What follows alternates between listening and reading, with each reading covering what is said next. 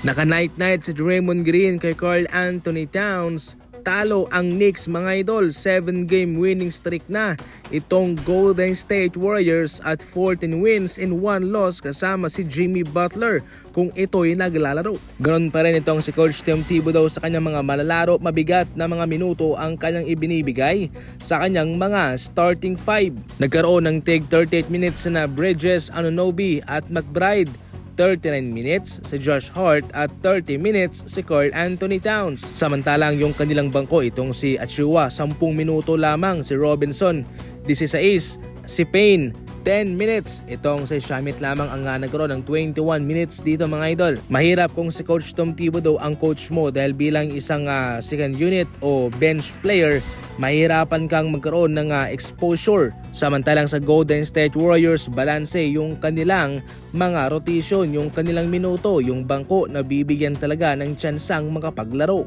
Panalo ang Golden State Warriors sa score ng 97-94. Stephen Curry 28 points, Moses Moody 18 points, Butler 11 points, 7 assists and 6 rebounds. Si Draymond Green 9 points lamang pero mga big time na puntos yan.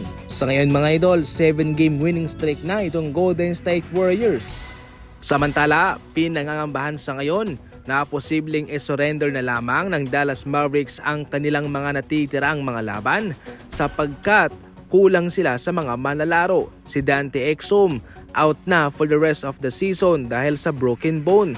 Siyempre, sina Anthony Davis, Kyrie Irving, PG Washington, Sigo Ford, yung kanilang mga two-way contract naman ay malapit nang hawang maubos yung limitasyon. Si Kessler Edwards, 6 games na lamang ang natitira. Sa kabuuan, mayroon na lamang 8 mga manlalarong natitira itong Dallas Mavericks sa kanilang rotation.